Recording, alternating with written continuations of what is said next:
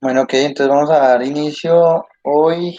Oiga, qué curioso, Claudio. Hoy, día del neurocirujano, 8 de abril, vamos a comenzar este grupo. Vamos a dar inicio oficial al grupo de neuroaficionados de la Universidad de Cartagena, porque todavía no le han puesto nombre. Y bueno, un honor comenzar con estas charlas. Entonces vamos a comenzar con la Excelente. embriología del sistema nervioso central. Me basé en dos libros clásicos básicos para el estudiante de medicina, que muy probablemente lo hayamos ojeado, así sea, en el primer o máximo segundo semestre de la carrera, porque todos comenzamos por aquí, con un ladrillo súper duro, que es la embriología. Entonces tuve en cuenta la embriología de Carlson y una muy famosa que es la embriología de Lachman. Bueno, dentro de las generalidades, recordar que el sistema nervioso central va a tener su origen muy temprano en el desarrollo embrionario, aproximadamente en la segunda, tercera semana, que es el periodo de la gastrulación, donde pasamos de ser un disco bilaminar formado por el epiblasto y el hipoblasto, a ir poco a poco transformando esa disco bilaminar, posteriormente en un disco trilaminar, que se va a ir plegando sobre sí mismo para formar un tubo neural, y ese tubo a su vez va a irse cerrando adelante y atrás y se va a ir doblando sobre sí mismo y va a tener diferentes modificaciones, sobre todo en la parte cefálica, para formar diferentes estructuras más adelante, que es lo que vamos a tratar de desarrollar el día de hoy. Eh, el ectodermo, que es la parte más externa de ese disco trilaminar, va a producir unas sustancias importantes. Esta charla, esa parte inicial es un poco pesada por eso, y más pues a esta hora, de pronto va a ser un poco tedioso, pero pues vamos, voy a tratar de no nombrar tantas como para que nos quedemos con las más importantes y fundamentales en el sistema, en el desarrollo embriológico del sistema nervioso central. Entonces, vamos a encontrar la proteína morfogénica ósea, que es en sus siglas en inglés BMP4, que se va a producir en el ectodermo, y a su vez esta sustancia se va a ver afectada la va a inhibir otras dos proteínas que son Nogin y la cordina, que son exclusivas del tejido nervioso. Otros factores de transcripción que vamos a encontrar más adelante en el prosencéfalo y en el mesencéfalo es la OTX2, en el romboencéfalo GBX2, y otros transductores de señales muy, muy importantes que van a determinar muchas cosas, dentro de ellas la aparición y el límite entre el mesencéfalo y el romboencéfalo es el factor de crecimiento fibroblástico 8 y el WNT1. Entonces, recordar que de ese disco bilaminar del epiblasto van a haber neuronas que se van a ir, por así decirlo, introduciendo hacia la parte medial de ese disco bilaminar, siguiendo un nodo primitivo que se va desde la parte más caudal hacia la parte más cefálica, por toda la línea media, formando lo que finalmente va a llamarse notocorda. Entonces ese epiblasto se va, por así decirlo, unas células del epiblasto se van invaginando y se va formando esa tercera capa, que es el mesodermo. Entonces, la parte más externa se va a llamar posteriormente ectodermo. Ese ectodermo va a tener una dilatación cefálica, que es la placa neural, y a su vez esa placa neural hacia lateral se va a ir plegando sobre sí misma y va a unirse con la del lado contralateral para cerrarse finalmente y formar el tubo neural. ¿Qué comenzamos a ver muy temprano en la formación? Al lado de esa notocorda vamos a encontrar grupos celulares parasagitales, que van a llamarse los somitómeros o las somitas. Estos son muy importantes porque van a ser el primordio o el origen embriológico de todo el sistema musculoesquelético. Entonces, de los músculos, cartílagos, de los huesos, todo eso viene de la parte de los somitas. Esta misma figura de la diapositiva anterior, pero aquí vamos a hacer un zoom y nos vamos a ir a este lado y vamos a ir a una parte un poco ladrilluda, pero es fundamental. Entonces, ¿qué vamos a ver? Vamos a ver en la parte medial de la notocorda, vamos a ver en color amarillo la expresión de unos genes que se conocen como los genes Sonic Hedgehog. Y a partir de ahora voy a decirle solamente Sonic. Y ustedes podrán ver que ellos se expresan desde la parte medial y se van a ir principalmente de medial a lateral o de la línea media hacia la periferia. Diferente a lo que estamos viendo aquí en azul claro, que es el BMP4 y el BMP7, que viene su producción o su secreción y su acción desde la parte más periférica hacia la parte medial. En la parte más cefálica de esa notocorda, en la placa neural, vamos a encontrar en la parte, digamos, más anterior de esa notocorda, que también se va a secretar Sonic, pero vamos a ver aquí en verde oscuro otra factor de transcripción que es NKX, que nos va a ser muy importante, sobre todo a nivel central del encéfalo, porque va a ser importante en la expresión o en la formación de los núcleos de la base. Otras sustancias importantes, aquí en azul o en moradito oscuro, como quieran, el factor de crecimiento fibroelástico número 8, que a su vez va a estimular en azul, en verde clarito, FOX G1 y G2, y ellos van a ser fundamentales para la inducción de lo que más adelante va a ser el telencéfalo y a su vez más adelante los hemisferios cerebrales. Entonces, vamos a ir viendo algunas sustancias muy importantes. Ya comenzamos a ver algunas de ellas como son los genes Sonic, vamos a ver BMP4, el factor de crecimiento fibroblástico, y vamos a ver cómo interaccionan ellos en diferentes regiones. Entonces yo les decía, ese disco bilaminar se convierte después en un disco trilaminar, y ese disco trilaminar se va plegando sobre sí mismo, formando lo que se conoce como las crestas neurales, que la neural de un lado se va a buscar y se va a unir a la cresta neural del otro lado, para finalmente unirse y cerrar ese tubo neural como lo vemos en esta microfotografía electrónica.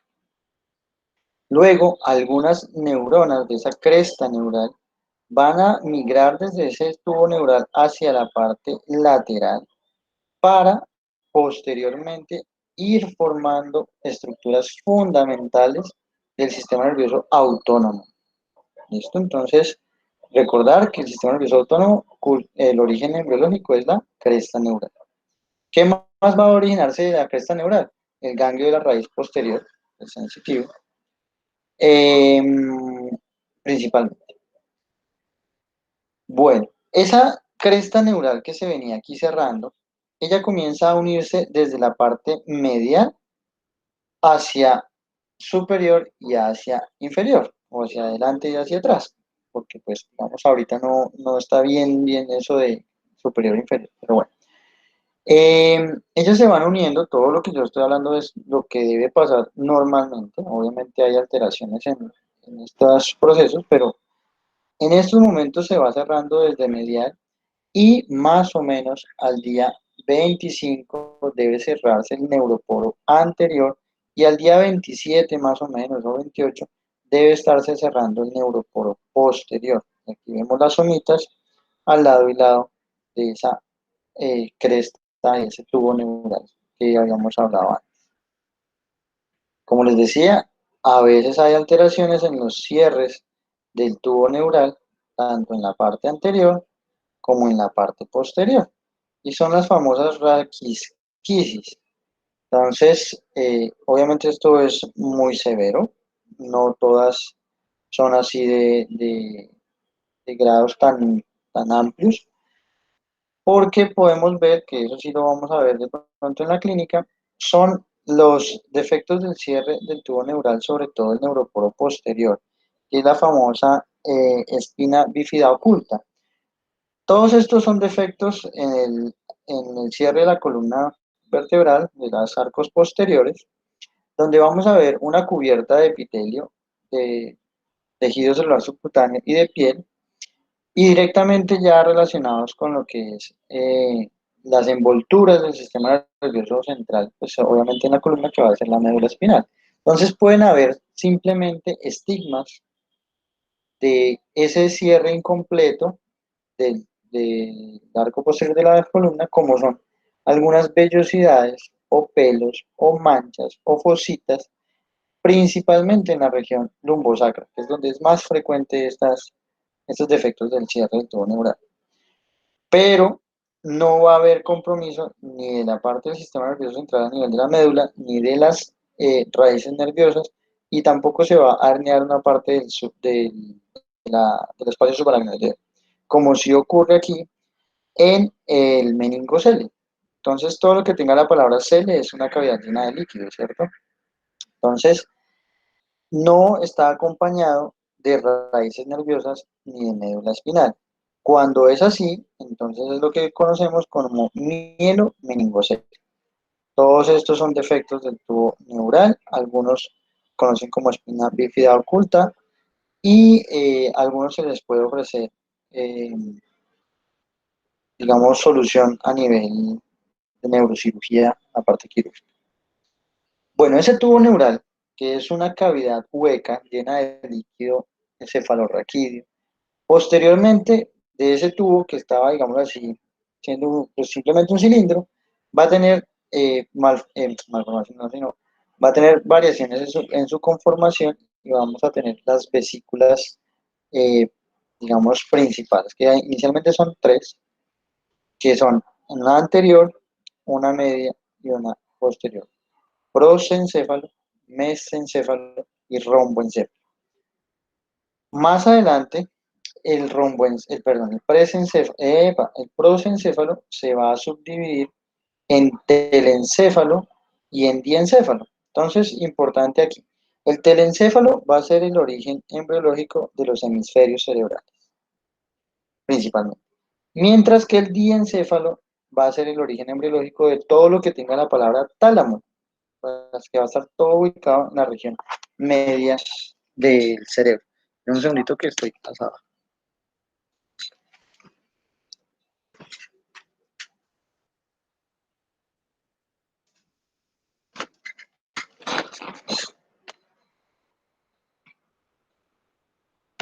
Ah, ¿ahí me escuchan bien o mucha interferencia con el ventilador? Se escucha bien, doctor. Sí, listo, bueno. Entonces vamos así, así no me hace y no me muero yo del calor.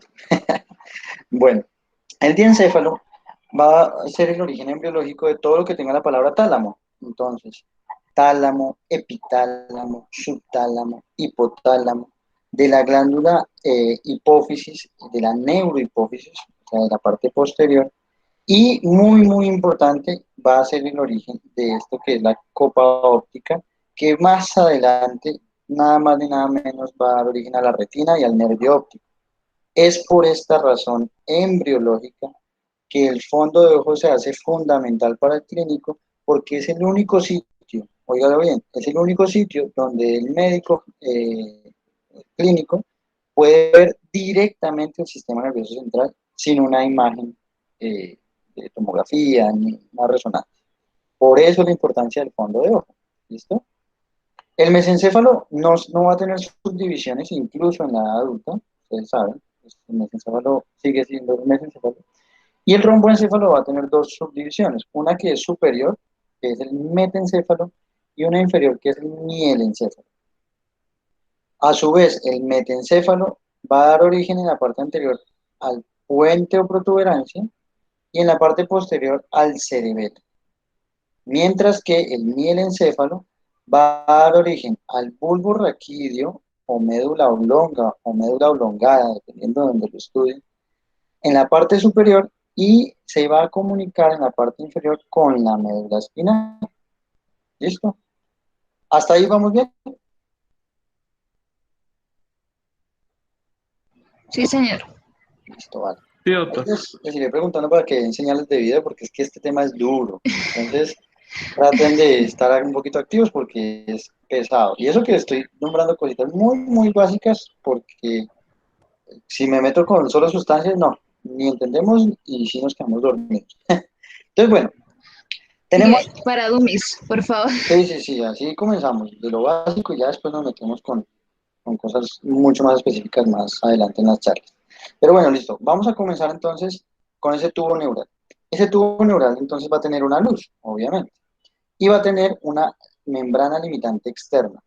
Y a través de ese espacio que hay entre la luz y la membrana limitante externa están muchas células, que son células, sobre todo, o un epitelio pseudoestratificado conformado por células neuroepiteliales. Esas células neuroepiteliales son multipotenciales. ¿Qué quiere decir eso? Que pueden generar cualquier cosa. ¿Listo? Eh, esas células neuroepiteliales tienen alto poder mitótico. Entonces, una célula neuroepitelial puede tener, o sea, se está formando muchas veces, pero puede tener dos caminos.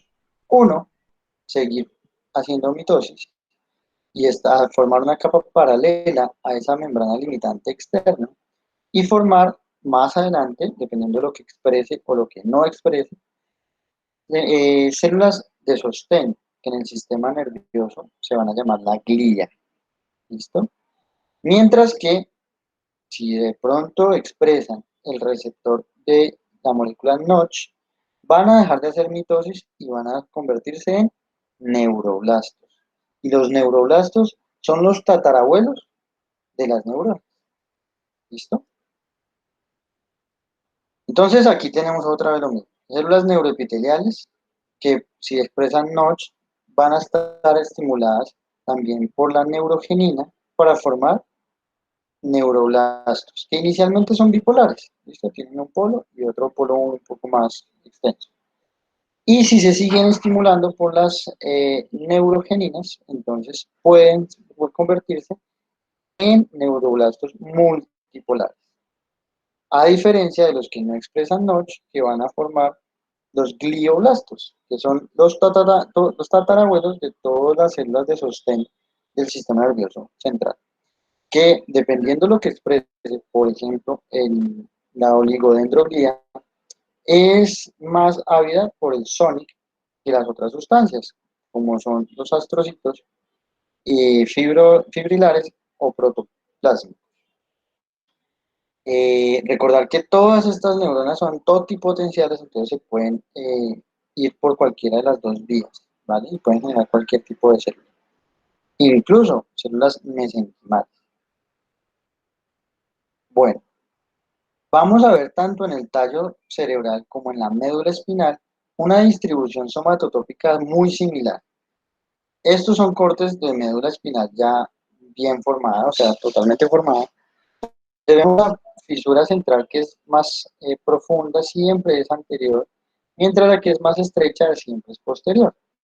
Y lo anterior, como yo les digo a los estudiantes, la mayoría de los carros tienen el motor adelante. Entonces, efectivamente, las astas anteriores hacen parte o es donde están ubicados los cuerpos neuronales de las motoneuronas. Mientras que las astas posteriores es donde van a estar ubicados o donde van a llegar los axones de las neuronas sensitivas principalmente. También, Creo, creo que se le está ahí. que se me está aquí. Aló. No, Avi, debe ser tu internet. Yo estoy escuchando bien. Sí, te estoy escuchando bien. Sí, bueno, entonces AVI. Bueno, entonces las raíces posteriores, perdón, las astas posteriores son sensitivas, las astas anteriores son motoras. En algunos sitios, que es prácticamente en toda la médula torácica, o lo que corresponde a la médula torácica, van a encontrar unas astas intermedio laterales. Esas astas intermediolaterales son principalmente, o pues, su función va a ser o avance en parte del sistema nervioso autónomo. Lo vamos a ver más adelante. Eso es en una médula espinal ya formada, pero ¿cómo llegamos allá? Entonces, vuelve y juega. Tenemos un tubo neural que poco a poco va a tener cambios conformacionales, pero sigue siendo lo mismo, una cavidad llena de líquido, una luz, unas células ependimarias, y vamos a tener una parte dorsal, perdón, una parte ventral y una parte dorsal. Y en las esquinitas vamos a inicialmente a tener una placa de piso y una placa de techo. Al lado de esas placas vamos a tener otras placas que son la placa basal y una placa alar. Para que no se les olvide, las alas de los ángeles están en la espalda, ¿listo? Y entonces así, para que no se les olvide, la placa alar es dorsal, mientras que la placa basal es ventral, o basal, ventral, basal, ventral. Bueno, entonces, ahorita ya vamos a comenzar a meterle otra vez sustancia. Entonces tenemos en la placa de techo, otra vez vuelve y juega WNT y en la proteína morfogénica ósea, que van a estimular estas neuronas que están cercanas a la placa alar, como lo es PAX3 y PAX6. Mientras que en la parte ventral va a estar Sonic, estimulando otras sustancias como lo es PAX6. Entonces, si ustedes se ponen como a hacer la similitud, Sonic es sobre todo para motoneuronas, mientras que WNT y BMP es para neuronas o con función sensitiva. En la placa neural, antes de que se pliegue y se pegue, vamos a ver que se generan otras sustancias como es SNAIL2, que va a ser parte de la cresta neural y como ya les dije, la cresta neural es el origen biológico del sistema nervioso autónomo. Entonces, ¿cómo hacen estas sustancias para decir, bueno, hasta aquí llego yo y esta hasta aquí llego yo? Entonces, Sonic va a tener, es de las sustancias más importantes, son unos genes muy importantes, que son los que van a estimular diferentes factores. O los estimulan, que son los factores clase 2, o los reprimen, que son los factores clase 1. Entonces vemos que ellos reprimen mucho PAX 3 y 7, que eran los que veíamos acá. Entonces él le dice, Sonic, si se llega a encontrar con ellos, hágame el favor, usted aquí no pasa más, porque aquí yo vengo con mis motoneuronas. Cosa diferente como PAX6. PAX6 antes está desestimulado por Sonic, ¿listo? Miren también, esto es en todo el tubo neural, ¿no? Miren también como en la parte más, aquí Lachman lo pone, bueno, este es Carlson, miren que pone esto difuminado, o sea, el colorcito no lo hace de gratis. Él coloca a Fox A2, que si se acuerdan les dije, que Fox es muy importante para la producción o para la formación de lo que son los hemisferios cerebrales, o sea, el prosencéfalo y después del telencéfalo. ¿Listo? NKX es como la que está en la mitad. Y esta es muy importante, miren que NKX casi que está miti-miti. Es el que le dice, bueno, señora placa alar, usted llega hasta acá. Mientras que le dice a Sonic, bueno, señor Sonic, no se exprese más porque usted va hasta acá y esa es la placa basal. ¿Listo? Bueno, todas estas sustancias van a tener, dice en el libro, unos códigos, ¿sí? Una firma molecular. Una que me interesa en estos momentos es ISL1, que va a estar muy, muy relacionada con las motoneuronas. ¿Y dónde la vemos expresada principalmente? Miren los colorcitos, en la parte anterior, en la placa basal. Bueno, como todo en la naturaleza, se expresa, se produce o se inhibe o se estimula con un objetivo. Y el objetivo es distribuir perfectamente cada estructura anatómica.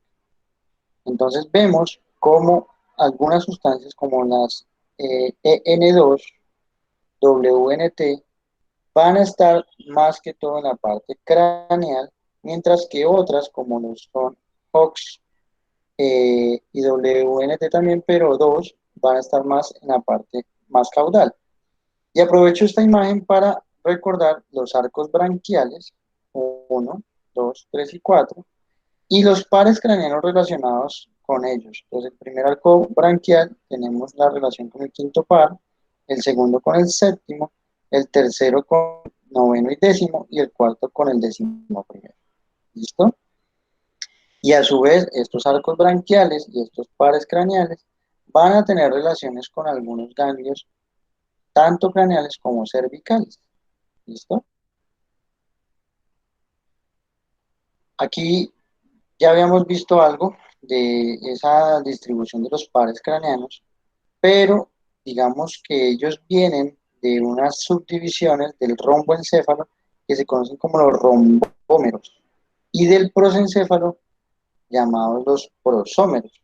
Y aquí vuelve y juega los colorcitos. Mire que aquí Sonic está en la parte ventral, mientras que WNT está en la parte dorsal. Motor, sensitivo, principalmente. Y tenemos el factor fibroblástico 8, perdón, el factor de crecimiento fibroblástico número 8, aquí en una sala, en una zona que se conoce como el istmo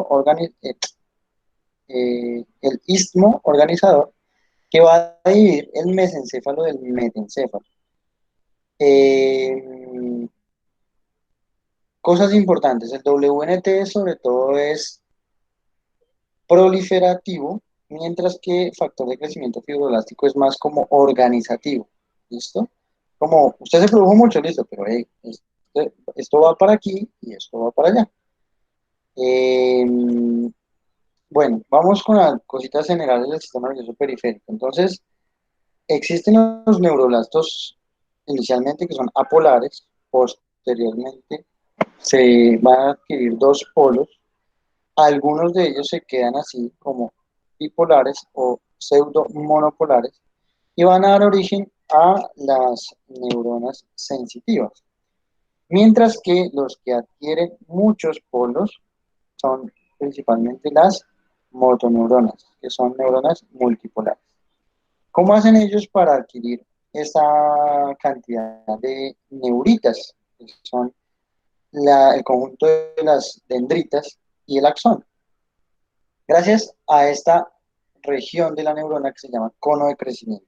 Ese cono de crecimiento está en uno de los polos y está determinado por una proteína asociada al crecimiento que se llaman las GAP, donde la más importante es la GAP23 y va a estar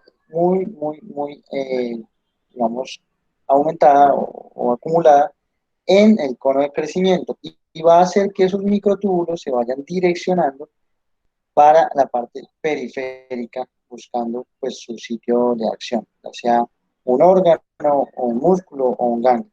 ¿Listo? ¿Cómo hace ese axón para crecer? Listo, o sea, ya se creó el axón. Ok, ya tenemos el axón, pero ahora, ¿para dónde coge? ¿Y qué tanto crece? Eso también va a depender de sustancias que se producen en la neurona y que tienen su receptor en el lugar de acción.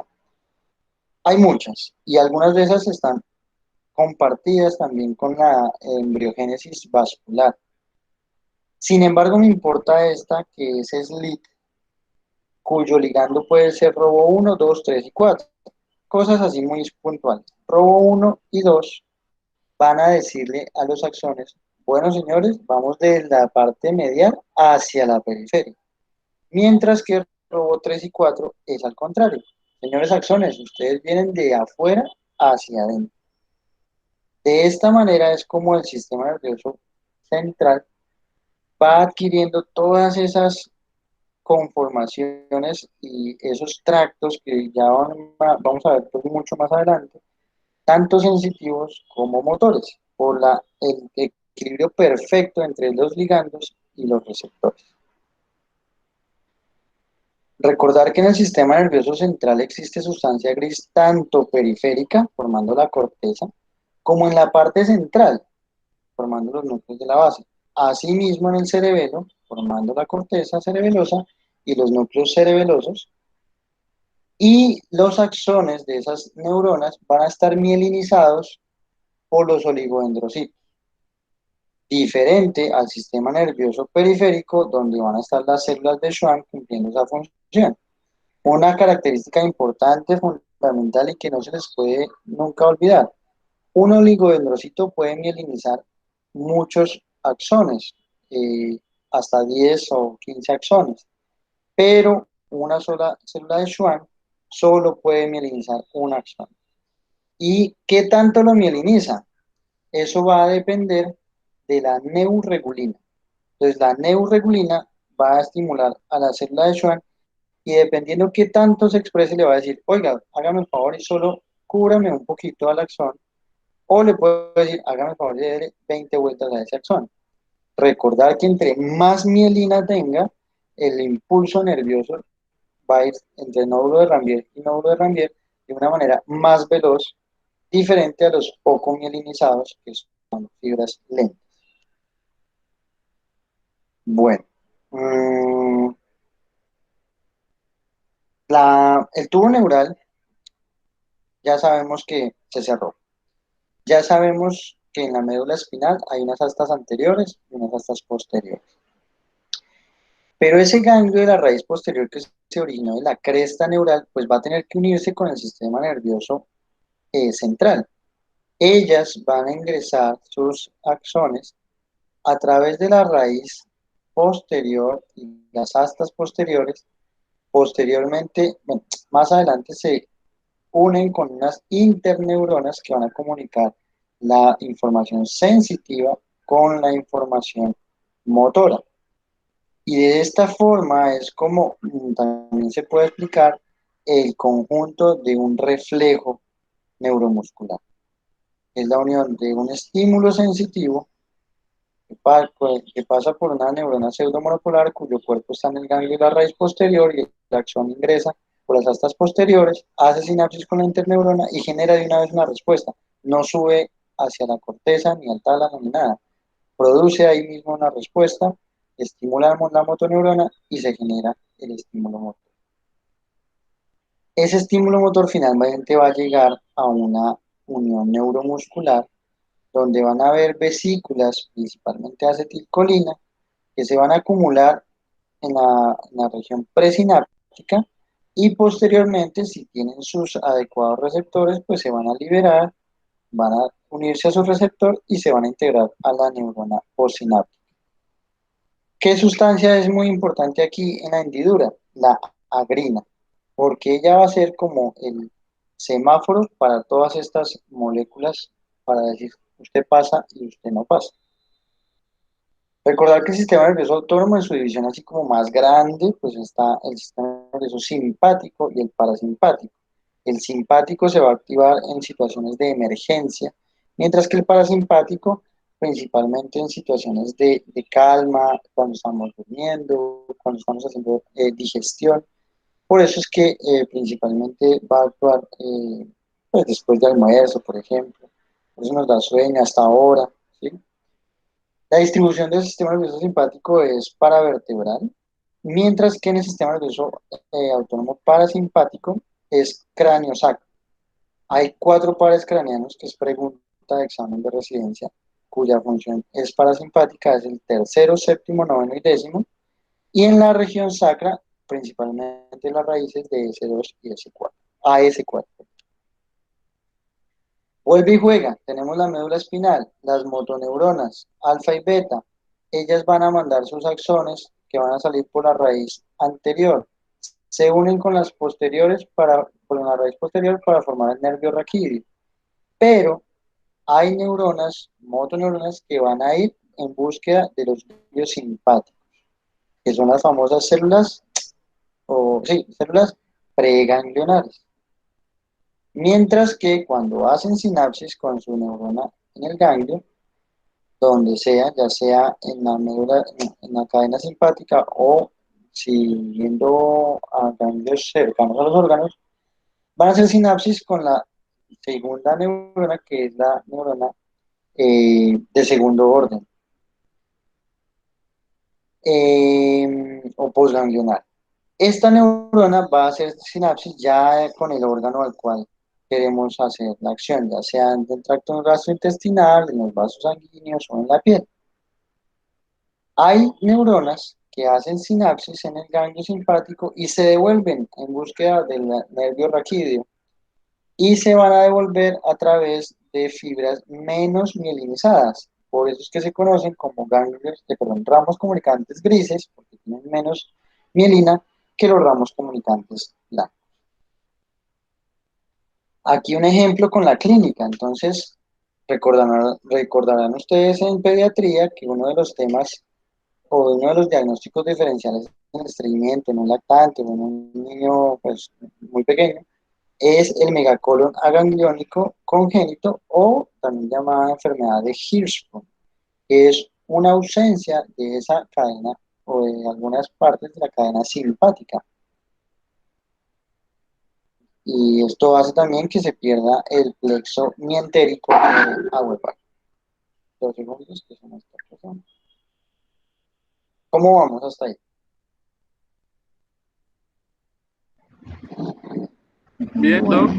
Bueno, Ahí tratando de captar lo más posible. Es pesado, este tema es duro, pero bueno, ahí vamos. Bueno, el sistema, eh, señora, una pregunta. O sea, porque ya vimos que la mayoría del sistema nervioso central nace de la cresta neural que va a formar el tubo y de la notocorda, ¿cierto? Pero no sé si fue que ya me perdí mm, o no has hablado de la parte de la notocorda. sí, al principio, ya, Pero no fue como, pero, o sea, lo principal es cresta neural forma el resto del tejido del sistema nervioso central, ¿cierto? no, cresta no, es que aquí también uno aquí comienza a jugar con un trabalenguas. Entonces, notocorda es el inicio, primerito de todo. Entonces, la Ajá, notocorda es el inicio de todo el sistema nervioso central. Esa notocorda, mejor dicho, me va a volver. pero es que yo no sé en Aquí, qué momento me perdí. listo, tranquila. Ajá, Esta es la notocorda. Y ese va a ser el origen como tal de todo el sistema nervioso central. La notocorda va a ir creciendo de la parte caudal a la parte cefálica. ujú, Y esa notocorda va a ser como la guía para decirle al epiblasto, señor epiblasto, vaya mandando células metiéndose, invaginándose para formar las 3 capas. Y ya no nos vamos a llamar y el hipoblasto, ya nos vamos a llamar ectodermo, mesodermo y endodermo. Del ectodermo es el que va a tener diferentes repliegues y ahí es cuando sí se llama cresta neural. ah, Acá, ya, aquí. Y la ya, cresta neural se une con el otro lado y forma el tubo el neural. tubo neural, ya, Y el tubo neural, ese sí es el origen de todo lo que es el sistema nervioso central. Y la cresta es relacionada con el sistema nervioso autónomo. perfecto. Son muchos términos y el tema no es fácil. Entonces toca ahí como a poquitos. Bueno, vamos entonces con el sistema nervioso central. ¿Qué es el sistema nervioso central? Es el conjunto del encéfalo y la médula espinal. Ah, bueno, ¿y qué es el encéfalo? Pues es el conjunto de cerebro, cerebelo y tallo. ¿Listo? Entonces aquí es lo que les decía, está un poco de pronto, un poco flojo en la presentación, que es cómo se distribuye las células en la corteza cerebral. Entonces tenemos el tubo neural con la luz, tenemos unas diferentes capas que se van a ir formando, pero ¿de qué dependen esas capas y hasta dónde llegan las neuronas? De unas células guías que van a ser unas células de sostén, que van a tener una distribución radial y van a ser como unos carrileras para estas neuronas que van subiendo, o más que subiendo, están migrando de la parte central a la periferia. Dependiendo las sustancias, que fue lo que me faltó a mí, eh, van a llegar a una parte más periventricular o directamente a la zona marginal de esa corteza. Recordar que la corteza cerebral son 6 capas, mientras que en la corteza cerebelosa son 3 capas. Bueno, entonces, Ya teníamos las tres vesículas principales de ese tubo neural, que es el T del prosencéfalo, ¿sí? Ok.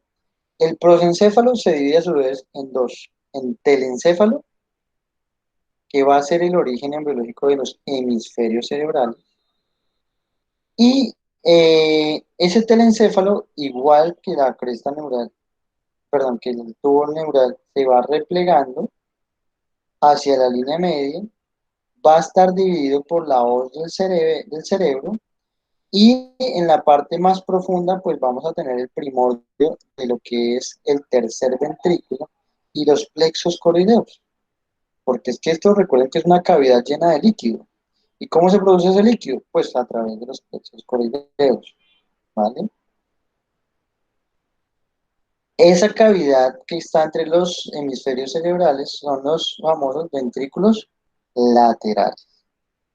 Y esos, bueno, ya lo digo más adelante, esos ventrículos laterales, aquí vamos a adelantar, van a tener cambios conformacionales a medida que va creciendo el cerebro humano. Van a tener una distribución en el lóbulo frontal, en el lóbulo temporal y en el lóbulo occipital. Y un lugar donde todos se unen, que es el famoso atrio ventricular. Bueno, ¿y cómo hacemos con esa cantidad de neuronas que se están produciendo? Recuerden que tienen mucho poder mitótico esas células neuroepiteliales. Y el cráneo, sí, va a crecer, efectivamente, pero va a llegar a un punto en el que no va a crecer más. ¿Cómo hacemos para meter esa cantidad de millones de neuronas en esa cavidad, aumentando el eje de superficie? ¿Cómo?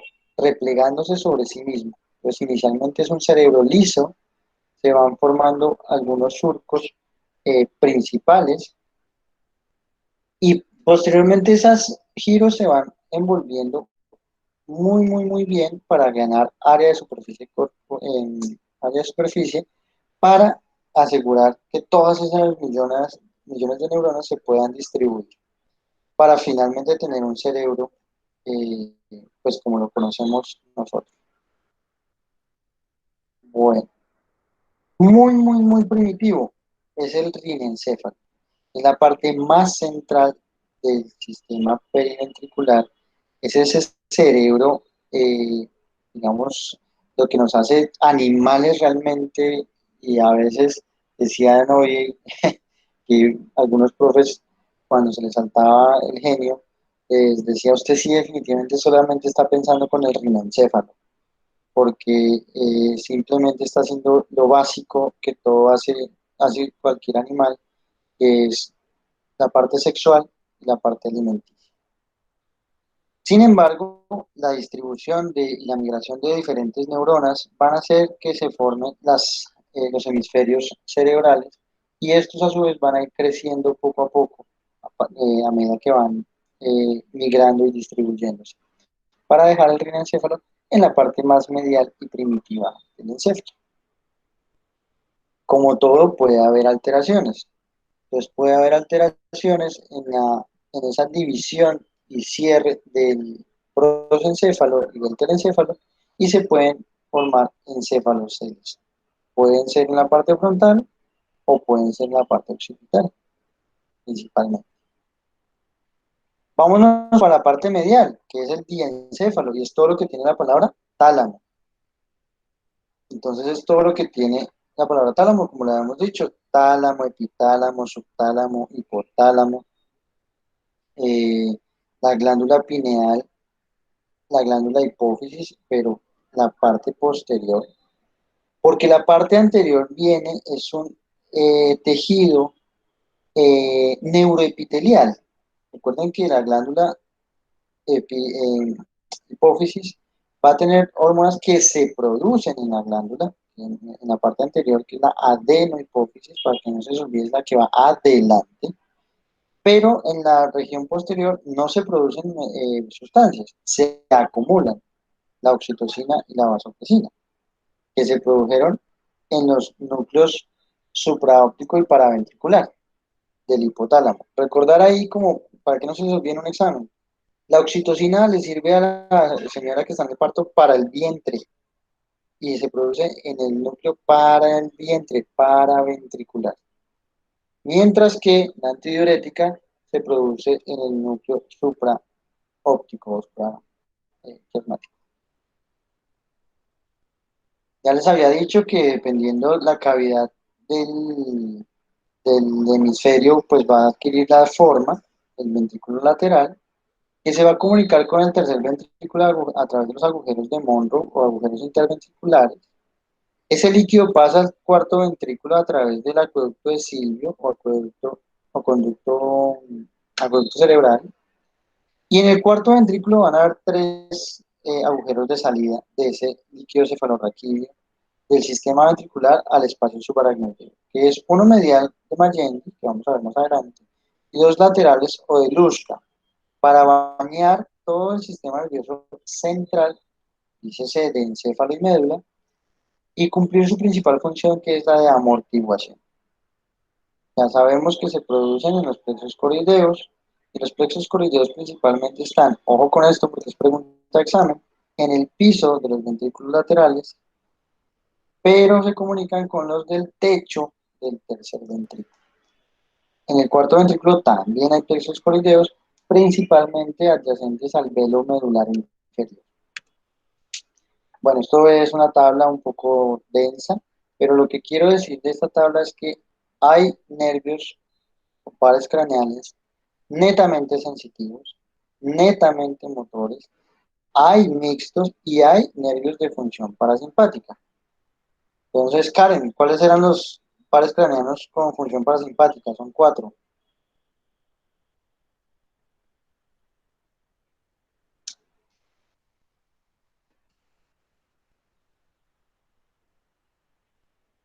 Bueno, Creo que Lourdes. Sí, Karen se fue. Lourdes. 3, 5, 7 y 10. No, señor. 3, 7, 9 y 10.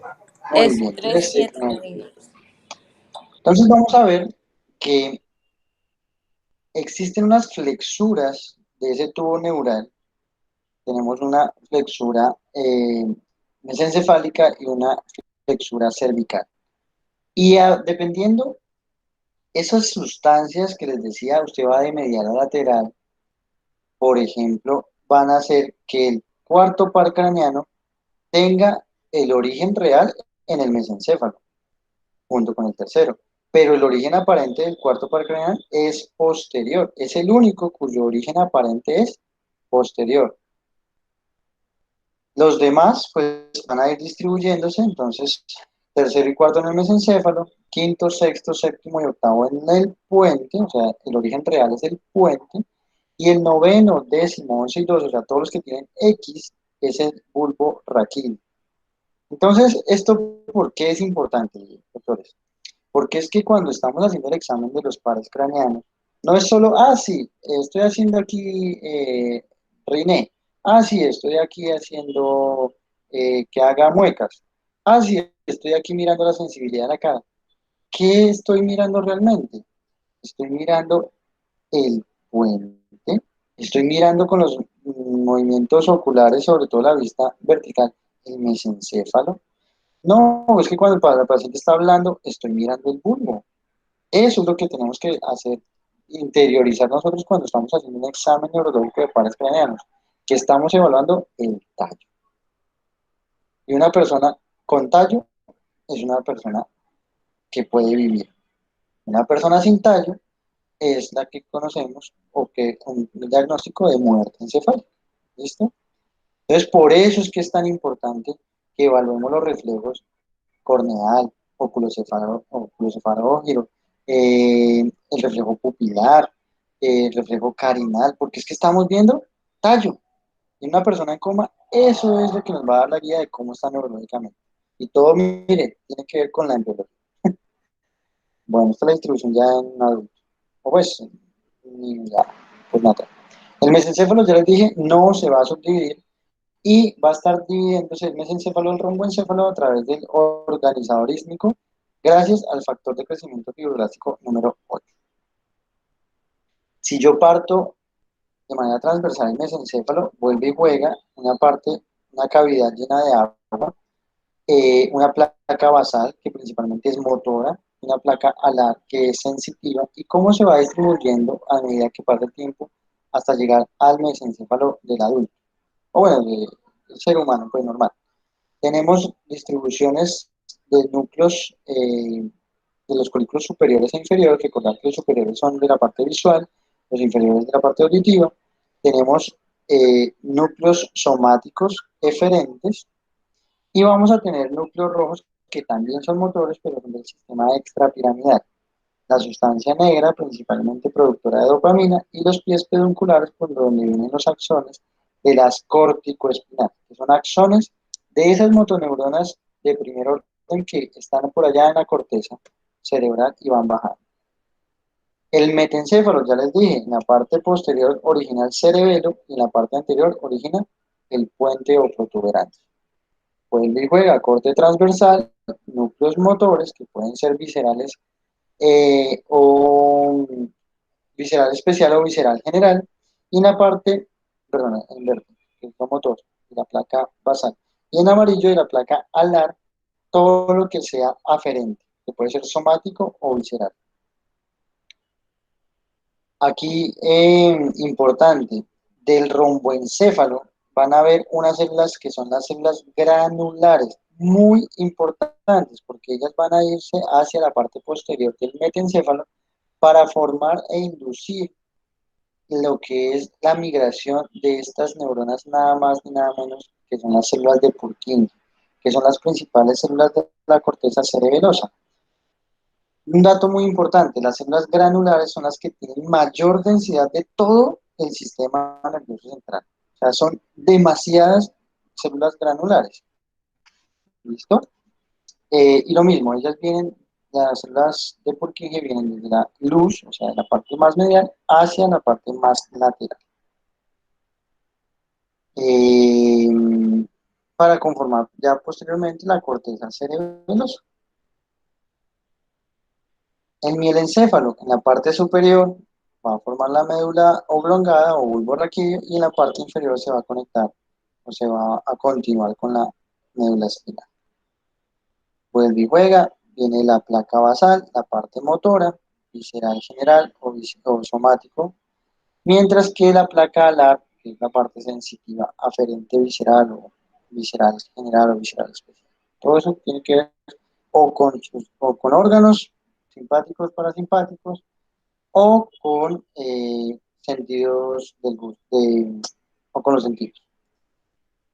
Aquí es una imagen posterior de lo que es mesencéfalo, lo que es el primorio de los hemisferios cerebelosos, y vemos aquí el cuarto ventrículo, el foramen de Magendie medial, y Luschka lateral, que son dos laterales. Ahí es donde sale el líquido cefalorraquídeo y va a comenzar a envolver todo lo que es el sistema nervioso central para cumplir su principal función, que es la amortiguación. Y finalmente, muchachos, la médula espinal inicialmente crece a la par de la columna vertebral, pero la columna vertebral sigue creciendo, pero la médula espinal no. Solamente va a mandar un repliegue de aracnoides hasta el filum, hasta el cono medular y del filum terminal, y del resto es dura madre. ¿Cómo hace entonces los nervios para llegar? Si ya se quedaron por acá en L1, ¿cómo hacen para llegar a S1, a S2, a S3 o S4? Alargando sus axones. Todo esto a nivel quimiotáctico. Recuerden, un ligando y un receptor. Y ese equilibrio perfecto es como el cuerpo humano es tan inteligente, tan perfecto de decir, a pesar de que yo nací muy arriba, voy a irme para el cuarto agujero derecho del sacro. Del otro lado van a decir, yo también voy para el cuarto, pero del otro lado. Entonces, este es el abrebocas de lo que es la embriología del sistema nervioso central. Aquí podríamos seguir hablando de más sustancias, pero creo yo que es suficientemente pesado como para hacerlo más difícil. ¿Qué comentarios, qué preguntas, quedó todo oscuro, obtuso y confuso? Exactamente. No, pero eh, bueno. Obviamente, claro, no quedaron muchas cosas porque es mucha información. Y tener en cuenta de que obviamente hay reguladores, hay genes que van a ir a proliferación. Y que lo que más me llamó la atención, al final casi es como en la médula y todo lo que era tallo cerebral, la organización de cada uno de los grupos celulares para ir a ser simpático o parasimpático motor. Bueno, muy bien. ¿Algún otro comentario? Dos, yo creo que una socialización muy buena. Creo que motiva a uno a estudiar ya de manera individual un poco más o a fijar lo que usted nos acaba de decir hoy, porque pues como lo dijo Avi y como lo decía usted, es algo muy extenso que muchas veces como que pues aprenderlo así de una no es fácil. Pero sí, es muy buena la presentación y ya queda de parte de uno repasar esa parte para fijar los conocimientos. Vale, claro que sí. Santiago, El profe Rivas, muy deme, buena no presentación. me dé tan duro. Sí, no, muy buena presentación. Los que tuvieron la oportunidad de compartir algún momento en la rotación conmigo, saben que casi siempre cuando empezábamos a hablar de algún tema e incluíamos a la embriología dentro del desarrollo del tema. Y es fundamental que nosotros, las personas que tenemos cierta afinidad o afición por las neurociencias, entendamos algunos conceptos del desarrollo embrionario. Solamente dos cositas que me parece que no quedó muy claro del todo y para que lo tengan en cuenta los muchachos y nosotros mismos.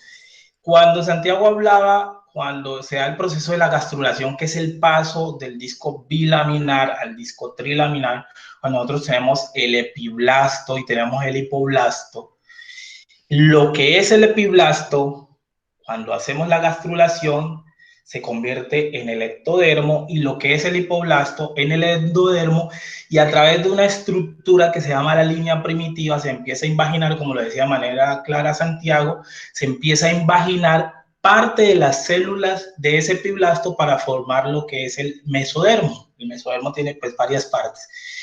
La notocorda, que era la pregunta que hacía Avi, no es que sea que la notocorda y la cresta neural. La notocorda es una estructura que se podría decir que es una estructura transitoria cuya función es la inducción neural, es decir, es la estructura que inicia todo el proceso de señalización para que todas esas células que en un momento son pluripotenciales puedan ser células especializadas a través de todos esos factores de los que habló el doctor Santiago. Y otra claridad, cuando Santiago mostraba acerca del cierre del tubo neural, ese cierre del tubo neural no es la cresta neural propiamente dicha. Cuando nosotros tenemos el ectodermo se empieza a plegar. Ese ectodermo se empieza a plegar, que es cuando se va a dar el cierre del tubo neural. Y cuando se cierra, en la parte de arribita, ahorita no tengo una imagen como para mostrarles, o disculpen, veo si tengo de pronto por aquí una imagen y puedo mostrarles.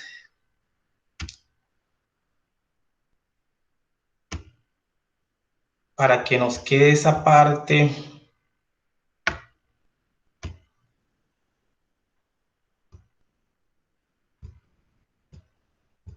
¿De pronto están viendo ahí? Sí, doctor. Esto es lo que les decía. El ectodermo se empieza a plegar. Doc, póngale a presentar para que se vea más grande. Está presentando, no sé. Ahí está bien. Voy a hacerlo otra vez. ¿Sí se ve? Ahora sí. Esta parte de aquí que les decía, bueno, entonces ectodermo, surco neural, y eso se empieza a plegar. Mire cómo aquí tenemos pues la notocorda, que ya habíamos hablado de ella, y ya les voy a mostrar la parte para que no quede esto. Miren. Esto es el ectodermo, se empieza a plegar, y esta partecita que está aquí es lo que va a formar la cresta neural, que finalmente es esta. Entonces, ¿de dónde sale el sistema nervioso? Del ectodermo, y una de las partes del sistema nervioso de la cresta neural, que a la vez hace parte del mismo ectodermo. Recuerden que la cresta neural también es una estructura que no es una estructura fija, eso es una estructura transitoria, y parte del sistema nervioso sale de esa cresta neural, pares craneales, sistema nervioso autónomo y algunas otras cosas. Y la notocorda, si ustedes ven esta figurita, la notocorda, los que rotaron también por neurocirugía saben que yo les hablaba mucho de que una parte del disco intervertebral es un remanente de la notocorda, y es por eso que se produce toda la reacción inflamatoria que se produce en los pacientes cuando tienen la hernia discal. Entonces, solamente era para dejarle claridad de eso. Muy buena charla, Santiago. Como este es un espacio en el que estamos tratando de aprender todos, era para que nos quedara claro a todos esa parte. ¿Listo? Pero excelente, excelente charla, Santi. Vale, Doc, muchas gracias.